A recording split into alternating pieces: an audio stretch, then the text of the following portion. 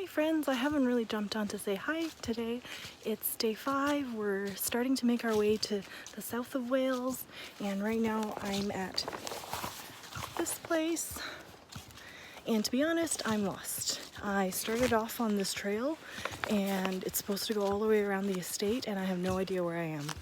So, but I did get some really good pictures of some dragonflies, and there were some wonderful deer, and there was also some beautiful cows. So I'm fairly happy, but I might have to be happy here forever. So I'll keep you updated on how this goes.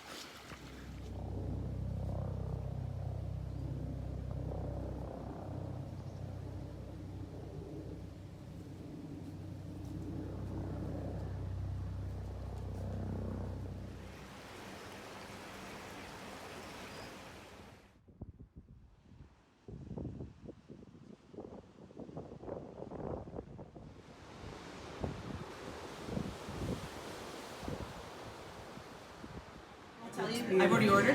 And that smells really good. Yeah, and that's...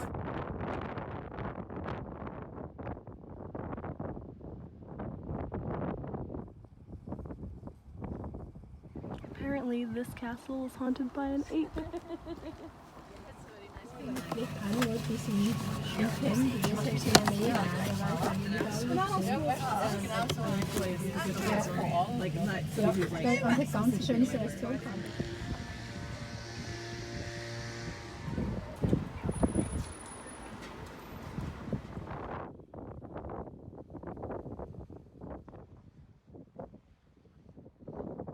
Friends, I'm back in London.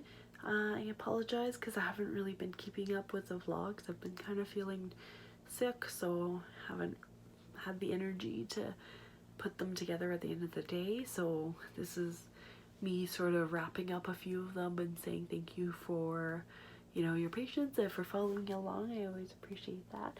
I'm currently back in London, so I've concluded the Welsh portion of my trip today, and it's been fantastic. Saw some beautiful scenery, and honestly I wouldn't have really considered going to Wales, but for my desire to see as much of the United Kingdom entirely and Ireland as possible before I move on to another sort of portion of the world, because I'm finding that, you know, what before I was doing these trips where I was trying to see as much as possible and trying to rush through them, and I wasn't really enjoying the places and exploring thoroughly all of the interesting, you know, tales and histories that were there. So I thought I would give the UK a good go before I try to go, let's say, to France as my next, you know, place that I want to learn more about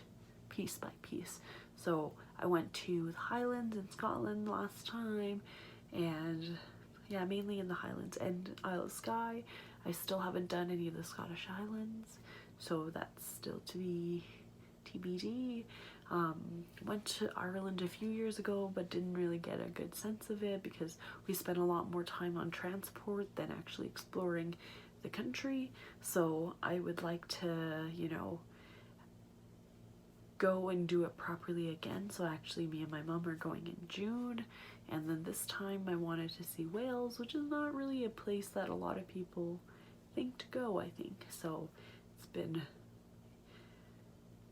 just as beautiful as I thought it would be, and I really enjoyed it. Very, very different from the whole, because it covers quite a big chunk of the west coast of the UK, you know, so it goes from let's say near Liverpool and starting to get to the north all the way down to you know, above Cornwall and things like that. So there's a really big variety of different geological features. So in the north it's more mountainous and they have more sheep and things like that, and then going down into Pembrokeshire there's more coastlines and little fishing villages, and is more cattle country, the more where they raise cows. So and also in the south is where they have a lot of natural resources that were, so like mining and things like that. So it's really different, and it was interesting staying kind of in Aberystwyth, which is in the sort of the west coast, but middle-ish, not quite middle, but and then being able to go up and then going down, and then staying in Aberystwyth and then staying in Tenby, which were two different experiences, both by the water, but really different looking waters.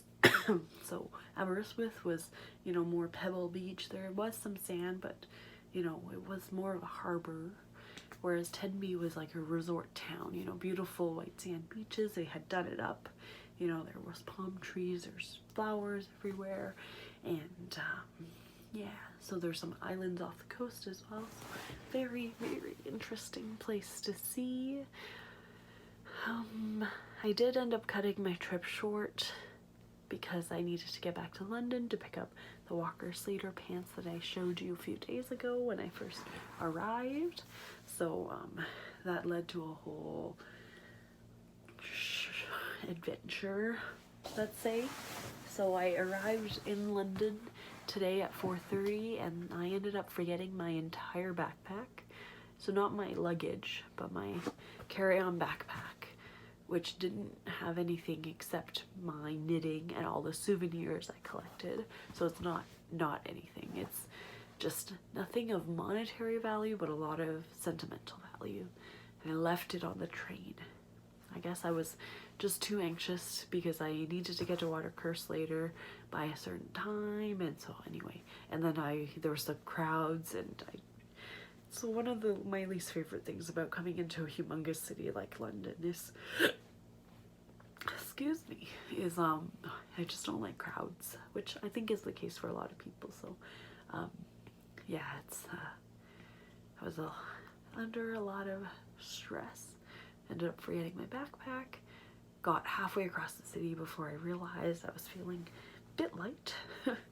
And so anyway, I still had to get to the store, so I got to the store, figured the backpack couldn't get more lost, and then after I picked up my clothes, scared everyone in the store because they were like, do you have time to try it on? And I said, no, I have to go find my backpack, and you know, and they shoved everything in a bag quickly, and I ran away back to Paddington Station, where I got off, and I was worried that I actually had taken it off the train and left it in the bathroom, in which case I feel like there was less chance of ever seeing it again, whereas if I left it in the train, I figured probably one of the staff members of the train actually found it and is more likely to have been in lost and found. So couldn't find it anywhere in the bathroom that I went to, so I ran back upstairs and talked to customer service, and they said they did have a lost and found, which was near the left luggage.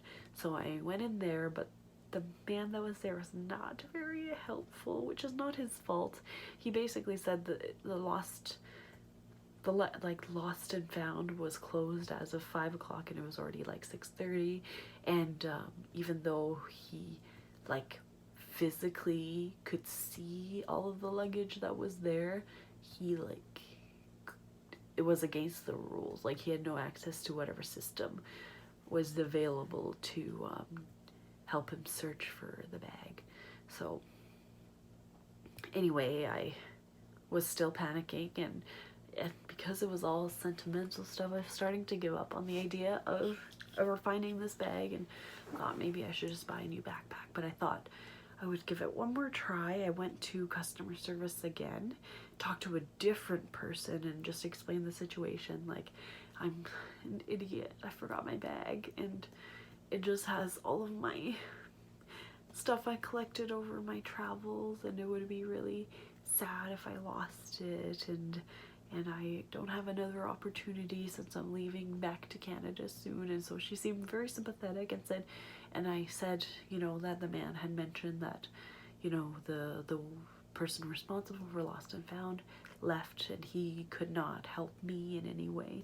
And she said, you know what, let's go and ask, you know, I'll see if I can access it. You know, I work for the station, so I'll take a look and see. And then when we got back, it was a different person at the desk, And so she basically explained it to him and said, oh, please, you know, is there anything we can do? You know, can I go and look instead? And I'll take responsibility. So it was very sweet, you know, she didn't have to go out of her way to do that. You know, it was my mistake, but, you know, both of them were very, you know, great, and they helped me out. And so I described the package to him, my backpack to him, and immediately he came back out with it, and I was like, oh my god, I can't believe it happened. And then so I was reunited with my backpack. What a long way to tell that story, but it was very, very nice and unnecessary, and it was my mistake, but I'm really happy that it did work out in the end, and I didn't lose all of the souvenirs I had collected. So I really appreciate that, those two people who work in Paddington Station. You are the best. And excuse me. And then that's when I finally checked in the hotel. After this was a 3-hour situation that I dealt with. Finally sat down, never had been gladder to lie down, and I was so warm this whole time, so I was very flustered. Basically because I was wearing this sweater, which is somehow the warmest sweater ever, and I always wear it to travel. I think I'm gonna have to change that up because I'm always grumpy as a result. So anyway, so I like kind of took off all my clothes and cooled down for a bit before setting back out for dinner. So I had heard that a chef from Australia called Brendan Pang, I think it was on MasterChef or something in Australia, he was doing a pop-up in a place called the Dumpling Legends, and he had brought some interesting ingredients with him from down under, including crocodile. So I decided I wanted to try that, so that's where I went. I headed back down to Chinatown, and all the buses are quite delayed right now because of the Extinction Rebellion protests happening. So it did take a little bit of time to get down there.